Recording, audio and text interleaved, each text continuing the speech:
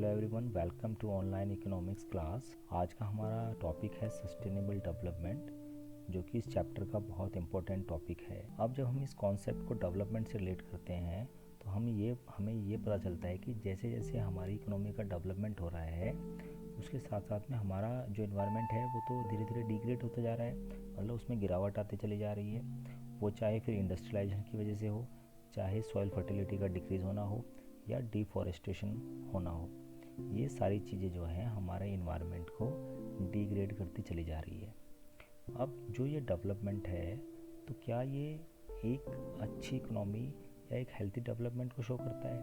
नहीं, ये डेवलपमेंट एक हेल्थी डेवलपमेंट को शो नहीं करता है। तो वो कैसा डेवलपमेंट होना चाहिए जिससे हमारी जो आने वाली जनरेशन है उसको भी वो सारी एडवांटेजेस मिल सके जो एडवांटेजेस नेचर से हम अभी ले पा रहे हैं।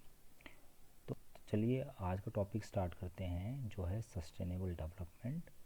तो सस्टेनेबल डेवलपमेंट एक ऐसा प्रोसेस है जिसमें इस तरह का इकोनॉमिक डेवलपमेंट होता है जो क्वालिटी ऑफ लाइफ इंक्रीज़ करता है दोनों की, मतलब प्रेजेंट जनरेशन की भी और जो आने वाली फ्यूचर जनरेशन है जिसमें उसकी क्वालिटी ऑफ लाइफ भी बेटर हो सके।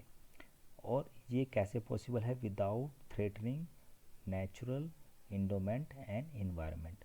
तो यहाँ पर जो बात हो रही है वो ये हो रही है कि ऐसा डेवलपमेंट हो जिसमें हमारी जो नेचुरल रिसोर्सेज हैं वो और जो हमारा नेचुरल इन्वायरमेंट है वो किसी तरह से डिग्रेड ना हो या उस पर किसी तरह का खतरा ना हो। अब क्यों हम ये स्टडी कर रहे हैं कि in the recent past the process of economic growth was viewed in complete disregard. जितना भी इकोनॉमिक ग्रोथ हुआ है उसने इन सारी चीज़ों को डिसरिगार्ड किया है, मतलब इनको ओबे नहीं किया है। द रिसोर्सेज इंडोमेंट, मतलब रिसोर्सेज का कैपिटल सपोर्ट या फाइनेंशियल सपोर्ट, एंड इन्वायरमेंट, और इन्वायरमेंट का भी जो सपोर्ट है वो बिल्कुल भी उसके ऊपर ध्यान नहीं दिया गया है। मतलब इन चीज़ों को कहीं ना कहीं डिग्रेड किया गया है और जिससे हमारा इन्वायरमेंट पॉल्यूटेड हुआ है और quality of life of human being affected हुई। तो क्या क्या पॉइंट्स हैं, वो पॉइंट्स हम सारे वैसे पहले डिस्कस कर चुके हैं इन्वायरमेंटल डिग्रेडेशन में।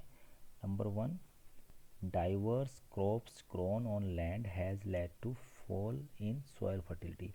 तो जैसे मल्टीपल क्रॉपिंग होती है तो वो भी एक रीज़न है सॉइल फर्टिलिटी का डिक्रीज़ होना। तो क्योंकि लैंड हमारी एक नेचुरल रिसोर्स है, अगर हम आज ही उसकी सारी जो एनर्जी है उसको यूज़ कर लेंगे तो फ्यूचर में it will become a unfertile land. तो जो हमारी आने वाली जनरेशन है वो उससे फुलफ़िल नहीं हो सकेगी। ऐसे नेचुरल रिसोर्सेज जो बहुत इम्पोर्टेंट हैं, चाहे वो एनर्जी में यूज़ होते हैं या फिर डिफरेंट यूज़ होता है उनका, तो उनकी एक्सेसिव माइनिंग होनी, लाइक आयरन है, कोल है, गोल्ड है, सिल्वर है, और साथ में extraction of crude oil has led to the depletion of their stock. तो क्योंकि हम इनको एक्सेसिवली यूज़ कर रहे हैं, एक्सेसिवली एक्सप्लॉइट कर रहे हैं, तो इनका जो स्टॉक है वो लिमिटेड है और वो स्टॉक जो है धीरे धीरे डिक्रीज़ होता जा रहा है, डिप्लेट होता जा रहा है। नंबर 3, जो पॉल्यूशन है हमारे इन्वायरमेंट में, जैसे स्मोक है और other injurious emissions from factories, जो इंडस्ट्रीज़ के थ्रू आता है या फिर ट्रांसपोर्ट व्हीकल्स के थ्रू आता है, उसकी वजह से भी जो हमारा इन्वायरमेंट है वो पॉल्यूटेड हो रहा है। तो वो सारे पॉइंट जो हमने अभी डिस्कस किए थे इन्वायरमेंटल डिग्रेडेशन को लेके, वो कहीं ना कहीं हमारे लिए एक अलार्मिंग सिचुएशन है कि जो डेवलपमेंट है वो राइट डायरेक्शन में नहीं है।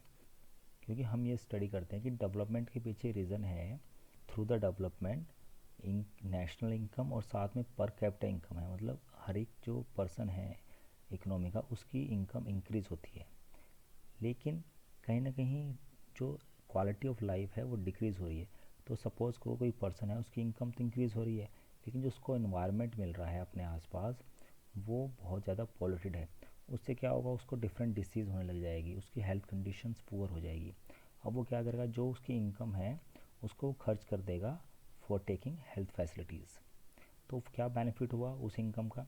जो वो इनकम अर्न की उसने through the development, through industrialisation या different exploitation of natural resources, उससे इन्वायरमेंट डिग्रेड हो गया और वो सारी इनकम उसने अपनी स्पेंड कर दी फॉर द मेडिकल फैसिलिटीज़।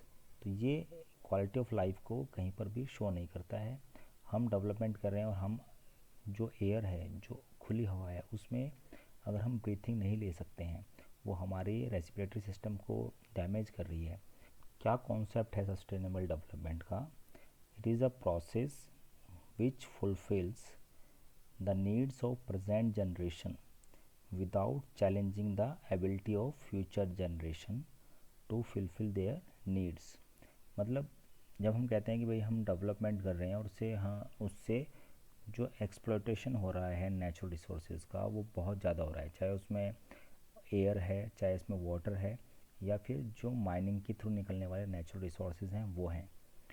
तो वो कहीं ना कहीं फ्यूचर जनरेशन के लिए प्रॉब्लम पैदा कर रहे हैं, क्योंकि फ्यूचर को जब जो एयर मिलेगी वो बहुत हाईली पोल्यूटेड होगी, जो वाटर होगा वो भी बहुत ज़्यादा पोल्यूटेड होगा, साथ में जो नेचुरल रिसोर्सेज हैं, क्रूड ऑयल है, एनर्जी रिलेटेड कोल है, वो सारे डेप्लेट हो चुके होंगे, वो सारे डिक्रीज़ हो चुके होंगे, तो वो उनकी नीड्स को फुलफ़िल नहीं कर पाएंगे। सो ये इम्प्लाई करता है that the resources are not fully exploited. तो कहीं ना कहीं जो रिसोर्सेज हैं उनको फुली का मतलब ये है कि ऐसा ना हो कि हम सारे के सारे रिसोर्सेज को ही खर्च कर दें, बट यूज़ तो करें उनको, बट रैशनली यूटिलाइज, जितनी ज़रूरत है उतना ही उनको यूज़ करें, एक्सेस में उनको यूज़ ना करें। तो ये होता है आपका सस्टेनेबल डेवलपमेंट। चलिए अब डिस्कस करते हैं features of sustainable development.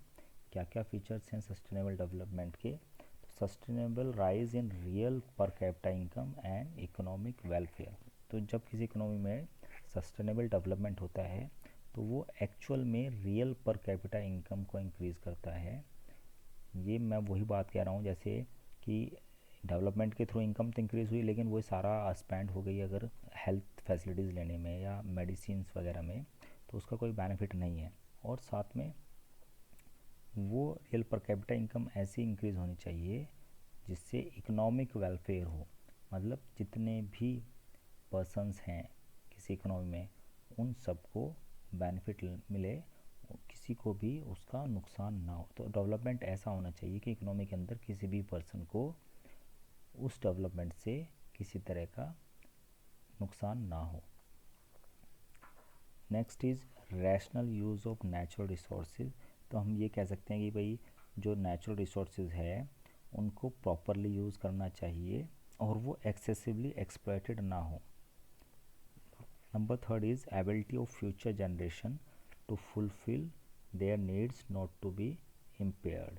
Impaired का मतलब यहाँ पर है कि उसको जो नीड है, जो ज़रूरत की चीज़ें हैं फ्यूचर जनरेशन की, एयर है, वाटर है या नेचुरल रिसोर्सेज हैं, उनको डैमेज नहीं किया जाए। इम्पेयर्ड का मीनिंग है डैमेज्ड, उनको डैमेज ना किया जाए। तो sustainable development stress the point that the ability of the future generation to fulfil their needs is not damaged. जैसे हम एग्जांपल ले सकते हैं कि non renewable sources of energy हैं, जैसे क्रूड ऑयल है, उसको इरेशनली यूज़ करने से या उसकी जो प्रोडक्शन है उसको इंक्रीज़ करने से, तो वो फ्यूचर जनरेशन के लिए अवेलेबल नहीं हो पाएगा। तो हम कह सकते हैं कि इस तरह का डेवलपमेंट जो प्रोसेस है is not sustainable over a long period of time. जब हम किसी नेचुरल रिसोर्सेज को इतना एक्सप्लॉइट कर देंगे कि फ्यूचर जनरेशन के लिए अवेलेबल ही नहीं रह पाएगा। And the last is check on pollution. Sustainable development ये कहता है ऐसी ग्रोथ से रिलेटेड एक्टिविटीज़ जो कि इन्वायरमेंट को पॉल्यूट कर रही है उनको अप्रूव नहीं किया जाए, मतलब उनको एक तरह से डिस्कार्ड कर दिया जाए, इनको स्टॉप कर दिया जाए, उनको रोक दिया जाए। And environment pollution is to be viewed as an element of social cost. कोई इन्वायरमेंट को पॉल्यूट कर रहा है तो उसकी जो कॉस्ट है पूरी सोसाइटी को बेयर करनी पड़ती है। अब अगर एयर पॉल्यूट हो रही है और वो किसी एक इंडस्ट्री की वजह से हो रही है, तो ऐसा नहीं है कि फ्यूचर में उस इंडस्ट्री को ही उसका नुकसान होगा, जो पूरी सोसाइटी है वो उससे बैडली इफ़ेक्ट होगी। So that's all for today students, thank you, have a nice day.